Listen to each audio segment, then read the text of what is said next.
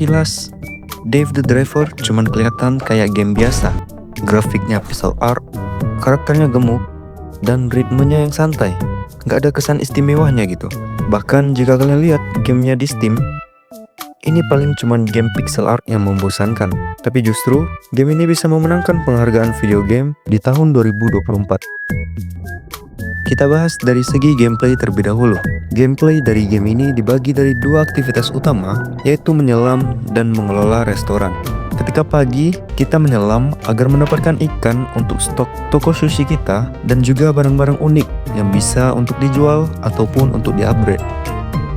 Untuk menangkap ikannya, ada berbagai cara, seperti ditombak, pakai senjata, ataupun pakai bom.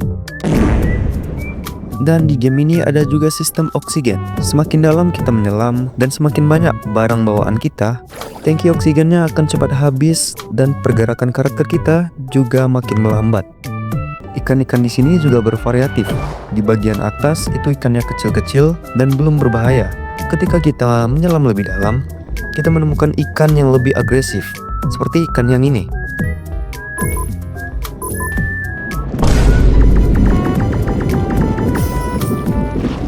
Dan selain menyelam, di malam harinya kita membuka restoran. Mekanik di sini cuma memberi minuman,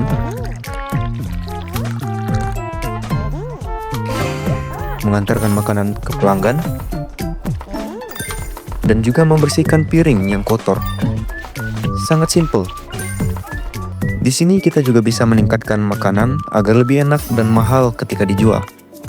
Dan setiap peningkatan makanan pertama di hari itu, maka kita akan mendapatkan sebuah cutscene seperti ini.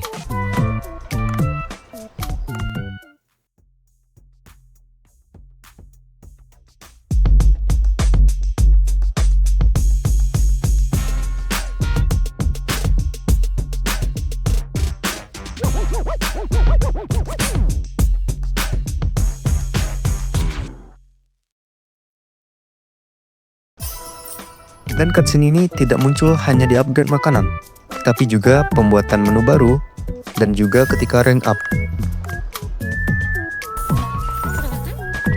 Secara visual, Dave the Driver memang terlihat sederhana.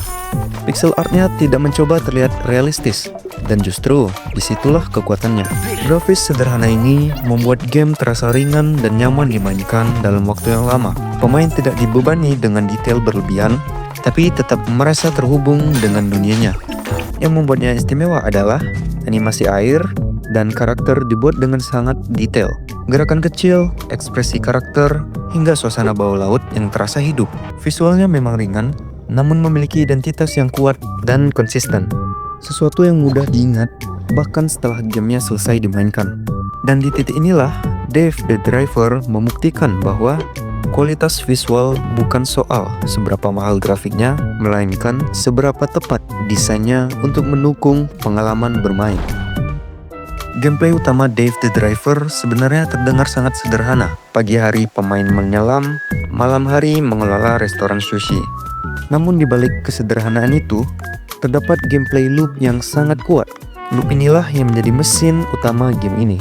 Aktivitas yang terus berganti membuat pemain tidak cepat merasa bosan.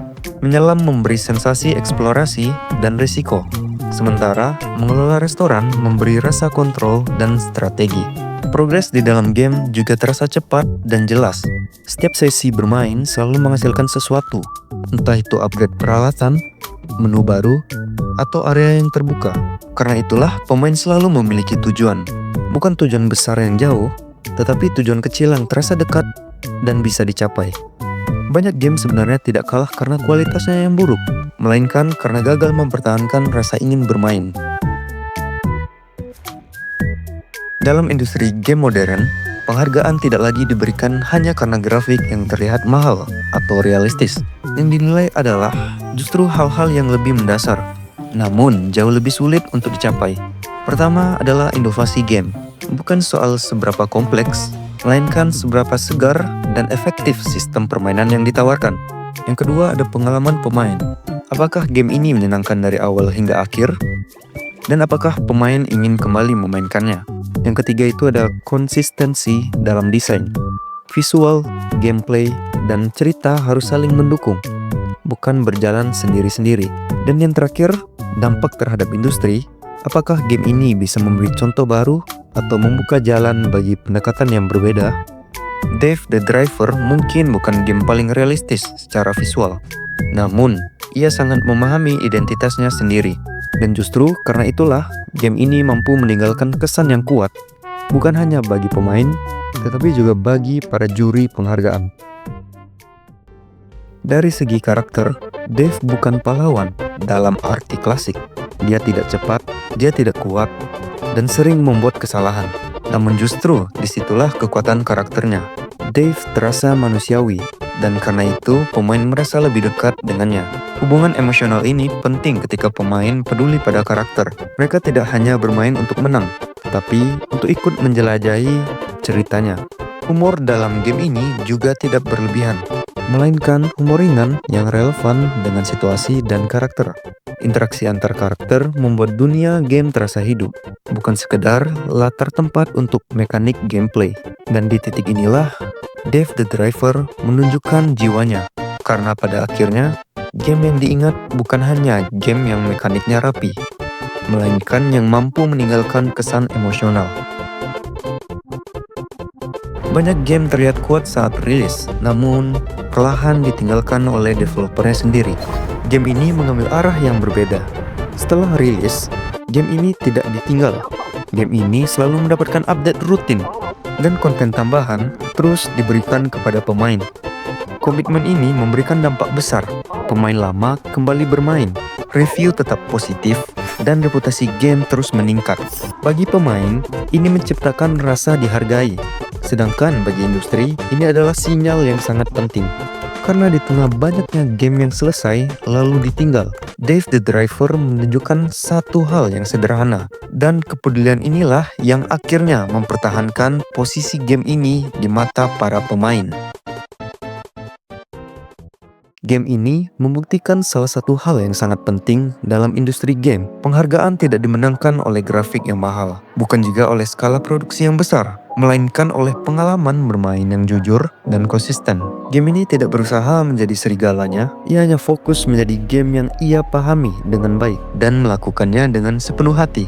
Dan mungkin inilah alasan kenapa game kecil bisa berdiri sejajar, bahkan mengalahkan game besar dengan anggaran berkali-kali lipat. Dave the Driver bukan sekedar game, melainkan pengingat bahwa kreativitas dan kejelasan visi masih menjadi kekuatan terbesar dalam industri game. Mungkin cukup sekian pembahasan kita pada game kali ini. Kalau kamu suka dengan bahasan game ini, jangan lupa subscribe dan like video ini ya. Sampai jumpa di video selanjutnya.